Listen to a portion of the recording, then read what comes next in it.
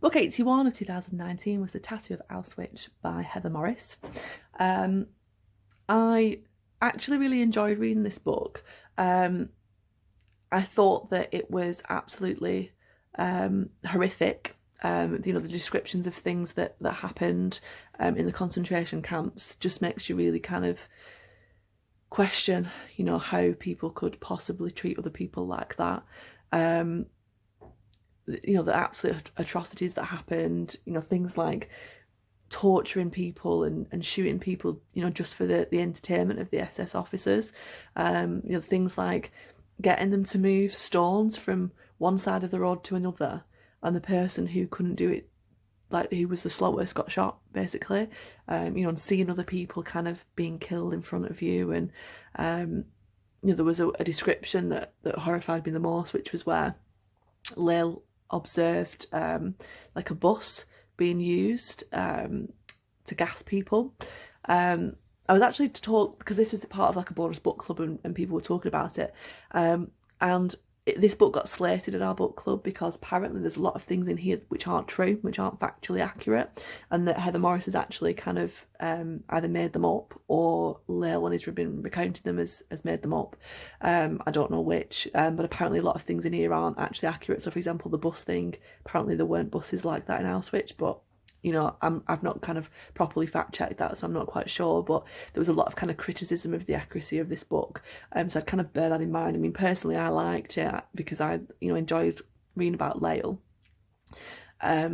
So maybe the things I'm about to talk about in the book, maybe they didn't actually happen, I don't know, so that's just something to kind of bear in mind. It's kind of, when you think about what happened, for somebody to look at another person and think that they're worthy of being treated like, like they're not a human, like a lot of the dehumanizing things that are happening, like they got tattooed with the number, and it was referred to as that number, and there's a lot of psychological studies that have been done recently that show like how psychologically that affects a person, as well as all the kind of things that are obviously happening. There's a recounting of a guy who was quite like well built and muscly, and he basically had to torture other people that were in there.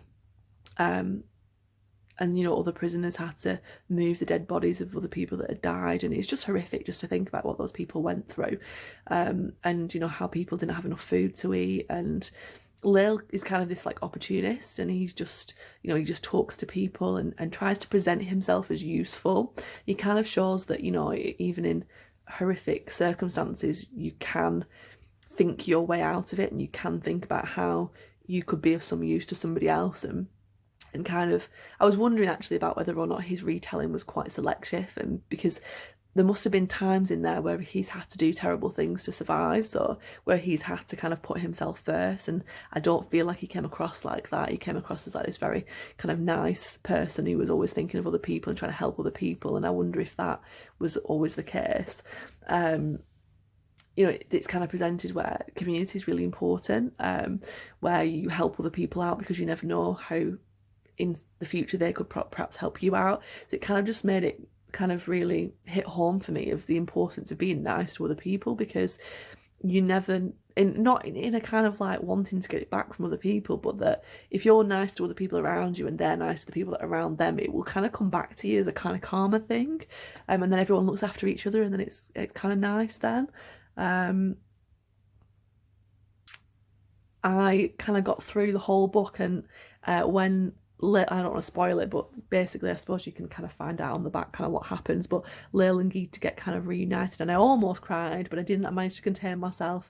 But then when the son is writing about the impacts that like being in the concentration camp had on his mum and dad, I started to cry, because I just thought, all these poor people that have been put in concentration camps and have had all their families kind of like killed, and have kind of afterwards it's kind of followed them, like Lil gets into a bit of trouble afterwards as well, and it's kind of like you're never free, like you're never free from, in fact I think, is this the book where before he actually gets home, I think the Russian army like pick him up and make him make him kind of work for them for a little bit. It seemed a little bit unrealistic when you got towards the end of it, to be honest, like thinking about it. When, like I said, when in the book club it got absolutely slated because it just seemed a little bit fantastical, a little bit absurd, you know, the way that it was described. But for like an easy read, I would kind of recommend it. I mean, when I got to the back of it, there's like a bit where Heather Morris is talking about like her experiences when she goes to visit Auschwitz. I don't think I'm pronouncing that right. And I realised then how bad she is at writing. Like I didn't even pick up on it at first. And then when I went to book club and everyone was kind of saying, yeah, it's really badly written, I was like, when I look back at it, I was like, actually, yeah, they're right. Like it is really badly written, but I think it's been written for the mass market. It's been written for like people that don't probably read very much, or if they do read, they want an easy read, like something that they can get through quite quickly. So it's got quite short sentences and it's quite obvious description. There's not, you don't have to read between the lines or anything. It's pretty overt, like how it's described. So she's not a brilliant writer. And obviously a lot of what she's writing is probably not true. So it depends like what you kind of like and what you kind of want from a book. If you want something that's factually accurate, I wouldn't go for this book. But I enjoyed reading it. I thought, you know, I read it quite quickly. And it kind of like, obviously, like I said, it was emotive because it made me cry at the end. And also it made me really annoyed that people were treated like this. And also there was a discussion about a character, I think she was called Silka, because there's now another book about her, about how she was kind of like, she had to have sex with an SS officer to kind of like stay alive. And she kind of got charged with fraternising with the enemy, and she was sent to Siberia for like hard labour. So she was punished even more for that. So, you know, she was trying to, you know, survive, so she had to kind of fraternise with the enemy, but I don't think she would have done that by choice. You know, it's not like she's chosen to side with the German kind of army or whatever. So just thought that was absolutely ridiculous that even happened. But how true that is, I don't know.